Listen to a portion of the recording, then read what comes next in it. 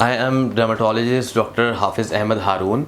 I practice in DHA Phase 2 at Novimed Specialist Clinic. आज जो हमने टॉपिक चूज़ किया है फॉर डिस्कशन, बहुत सारे पेशेंट्स ने डिमांड की हुई थी कि ये टॉपिक डिस्कस किया जाए। ये है, इसको अगर हम लोग ब्रॉड टर्म में डिफ़ाइन करें तो बिनाइन स्किन ग्रोथ्स, जो स्किन के ऊपर ग्रोथ्स होती हैं ऐसी जो कि बिनाइन है, मतलब मैलिग्नेंट नहीं है, कोई कैंसरस नहीं है। इसमें हम लोग मेनली आज स्किन टैग्स को डिस्कस कर लेते हैं कि what are the skin tags. Skin tags क्या होते हैं कि बॉडी पे जब दो एरियाज़ बॉडी के आपस में रब होते हैं या फ्रिक्शन प्रोड्यूस होती है, उसमें ज़्यादातर स्किन टैग्स जो है वो बन जाते हैं। मतलब ये excessive growth of upper layer of skin है।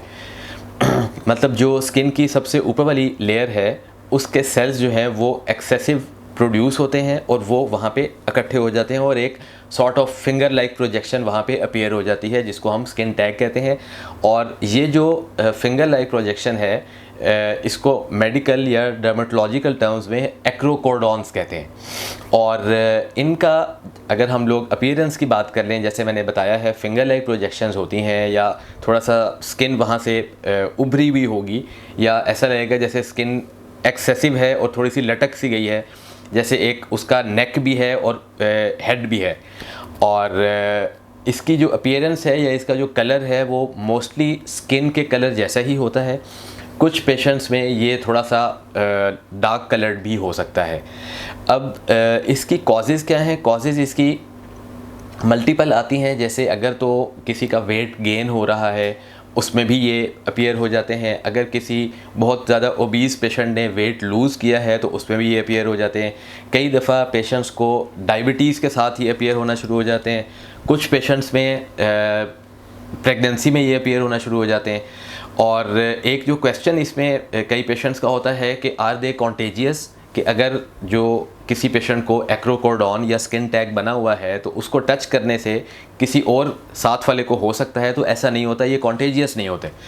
और अगर अब हम इसकी मैनेजमेंट की बात कर लें तो ये ज़्यादातर हमें रिमूव ही करने पड़ते हैं। और रिमूव करने का जो मेथड है वो 3 मेथड्स हैं हमारे पास। या तो हम लोग इसको किसी शार्प इंस्ट्रूमेंट से सर्जिकली रिमूव कर सकते हैं। सेकेंडली हम इसके लिए क्रायोथेरेपी कर सकते हैं, जिसको बहुत सारे लोग आम ज़बान में कह रहे होते हैं जी हमने ठंडी गैस लगवानी है, तो क्रायोथेरेपी से हम इसको रिमूव कर सकते हैं। और थर्डली इसको हम लोग कॉटरी से, मतलब हीट देके उससे हम इसको रिमूव कर सकते हैं और जो इसका स्कार है वो थोड़े अरसे में हील अप हो जाता है। तो ये था one of the benign skin growths. इसके अलावा भी काफ़ी सारी बिनाइन स्किन ग्रोथ्स हैं, जैसे कि वायरल वॉट्स होते हैं या प्लेन वॉट्स होते हैं और फिलीफॉर्म वॉट्स होते हैं। वो काफ़ी सारी वॉट्स की फर्दर टाइप्स हैं, तो वो हम इंशाल्लाह नेक्स्ट वीडियो में डिस्कस करेंगे। Thank you.